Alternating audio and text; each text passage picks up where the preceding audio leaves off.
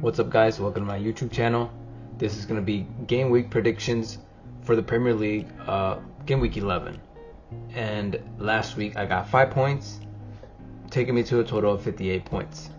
But before we talk about that, bro, what the hell was that Champions League game against Sporting, bro? It just happened. City versus Sporting. Oh my god, we were so ass. And then Liverpool winning 4-0 against Leverkusen, looking like the clear favorites for both the Champions League and the Premier League. Is really not looking good for us. We need a DM. I think we need to get one in the transfer window. But luckily, there's a good thing from the Champions League. Madrid also lost, so that's a positive. That's always a positive for us. But anyway, let's get back to the Prem. First game of the game week, we have Wolves versus Southampton. So Wolves went against Crystal last week, and they got themselves a point, which was expected. I expect Wolves to get more points in these next couple, like 6 games. And then there was Southampton, who went against Everton. I think both teams had great chances, but Southampton were more lethal when taking their shots, and Armstrong managed to put the ball in the back of the net, getting them their first win. But when these two teams meet, I only see it going one way, and that's going to be Wolves. And Wolves have been unlucky, so now they're going to get a team that they can beat and should beat. I think it's going to be 1-0 to Wolves. Next up is West Ham versus Everton. West Ham, awful again. Lopetegui is a fraud. I don't know why I bought into the hype. He's been proven to be pretty bad as a manager recently. With Wolves, he had a pretty bad stint with Madrid, and now he's doing it here at West Ham. And then Everton losing against Southampton, like I said. I didn't expect them to do that. I actually put a bet on it, and they lost me $30. So my hate for Everton will continue. 2 teams here who I'm not impressed with. I think it's going to end in a draw, only because it is at West Ham's home. If it was at Everton's home, I think they would have won. But I'm going to go with a draw, a 1-1 draw. Next up is Brentford versus Bournemouth. Brentford, it was a hard loss to take, getting their points taken away from them at the very last minutes. That was a great goal from Janel, a great long shot, and honestly they could have won if Carvalho put that chance he had. And then there's Bournemouth, who surprisingly beat City, or not that surprisingly, we've been ass, but they did good to beat us. Areola with the masterclass, he just with his counters and just abused that we don't have a CDM. Semenyo, I figured out he's an Arsenal fan because he had a terrible game against Arsenal, and then he wants to come to us and smack us about. He's an Arsenal fan. That's the only explanation. And when these two teams meet, I'm gonna go with a Bournemouth win. They've been strong recently, beating Arsenal, beating us, tying against Villa. I think it can only go their way. I'm gonna go with a 2-1 win to Bournemouth. Next up is Crystal versus Fulham. Crystal got a draw, and they deserved it in my opinion. But they do have 2 injuries now in Eze and Wharton, so their midfield is going to be looking very different now. I don't know if that's probably going to hurt them a bit. And then Fulham, crazy comeback from Harry Wilson, really 2 great goals from him. And now Fulham is a team full of rejects, and there's 2 rejects that joined them this year. And that's Emil Smith-Rowe and Reece Nelson. And I know Arsenal is regretting letting them both go. They're really killing it, especially Nelson in this game was very, very tough to deal with. And I think this game honestly can only go one way, and that's Fulham's way. I'm going to go with a 2-0 win to Fulham. Next up is Brighton versus City. Brighton losing 2 games in a row to Liverpool, both in the Carabao Cup and now in the league. Honestly, in this game, they should have came out with something. They were better in the first half, but then Liverpool just came back and clutched it up. Kadioglu, however you say his name, great goal from him. I can't remember if it was a volley, but it was damn nice the way it just curved from the opposite side, got across Kelleher, and just went in. And then there's City, who had an abysmal game against Bournemouth. The whole team, there wasn't many bright spots in the team.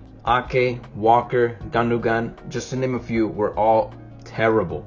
We were decent for the last 15 minutes, but that performance is not what we are. It's disgusting that I had to watch that. And now we lost against Sporting. Another horrific result, another horrific loss. And honestly, I want to say we're going to lose this one, but I have hope. I'm being stupid, but I'm going to say it's going to end in a draw. I think it's going to be a 1-1 draw.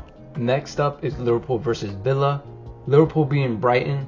And honestly, this patch of hard games that they were, or technically hard games for Liverpool, they haven't struggled. They beat Brighton twice. They beat Chelsea. They drew against Arsenal away. And there was one other match and they won it. So they haven't really struggled. I expected them to drop some points here, and it just doesn't seem like it's going to happen. Then there's Villa, who is struggling recently. Out of 4 of their last 5 games, they have dropped points. So I don't know, maybe they're starting to decline a little bit. But in this game, they were showing that they had something. Well, in the first half. The second half, they completely fell off. But in the first half, they had something going on. For this game, I don't see Villa coming out with anything, honestly. Liverpool is just too dominant right now.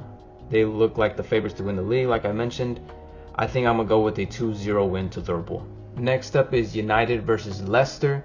United against Chelsea looked like the better team, which is surprising. I didn't expect that.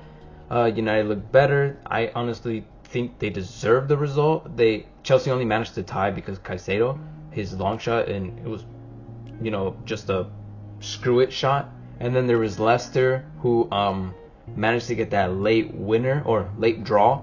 But honestly, I don't think it was Ayew that was, who we should focus on. I think it's Buenanote. I think he's been proving that he deserves a start at Brighton. He's been killing it every time I watch Leicester. And yeah, it's just basically I have to mention him. But when these two teams meet, I think it's going to be similar to what happened in the Carabao Cup. United's going to win with a comfortable lead. I'm going to go with a 3-1 win to United. Next up is Forest versus Newcastle. Forest, who absolutely dismantled West Ham, putting 3 on them. Chris Wood with the brace. Someone needs to stop that guy. He's not real. I don't know how you can be so bad in previous years, but now you want to pop off at this age. I don't get it. And they're in 3rd place, which is nuts. No one expected that. Everybody thought they were going to be bottom half. Some people thought they were going to relegate. But they are surprising everyone right now. Then there's Newcastle, who went against Arsenal. And thank God they beat Arsenal. Finally, Newcastle are able to do something and finish a shot. In the game, they were very defensive. Or they were good defensively, not very defensive. So give them props for that too. But for this game, Forest are just crazy right now. I don't see, honestly, many teams beating them. It's crazy to say, but it's true. I think they win here as well. I think I'm going to go for a 2-1 win to Forest. Next up is Spurs versus Ipswich. Spurs, like I said last week, you honestly don't know what you're going to get from them. I thought Villa was going to win, but Spurs just 4-1 is crazy to do against Villa. So, props to Spurs for doing that. Then there's Ipswich, who got a draw against Leicester last week. And honestly, I think it's Phillips' fault once again. That red card was unnecessary. Just Phillips is really having a hard time right now, and I don't want him back. We need a DM at City, and I don't want him. He can stay there if he wants. But yeah, just terrible from Phillips. For this matchup, I think it's fairly easy to say that Spurs is gonna win here. I'm going to go with a 3-1 win to Spurs. Finally, we have the biggest game of the game week, and that's Chelsea versus Arsenal. Both teams didn't really do what they wanted to do last week. Chelsea being the worst team of the two when in that United game, only came out of that game getting a point because of Caicedo's just, shot, his long shot. And then Arsenal were honestly a 2-pack of ass. They were awful. They can't create anything. And this is why I think that Odegaard is their best player. I don't think it's Saka. I don't think it's Saliba. I don't think it's Rice. I think they're all overrated. They're all overrated. Odegaard is the one that moves the needle. He's the one that creates everything. He is that guy, and I think he is their best player. And then again, he's going to be missing here. But defensively, Arsenal are pretty good because they parked the goddamn bus. But it's going to come in handy here. I think this is going to end in a draw, but an exciting one. I'm going to go for a 2-2 draw. That was my game week 11 predictions. Tell me what you think in the comments. Like, subscribe, and thank you for watching.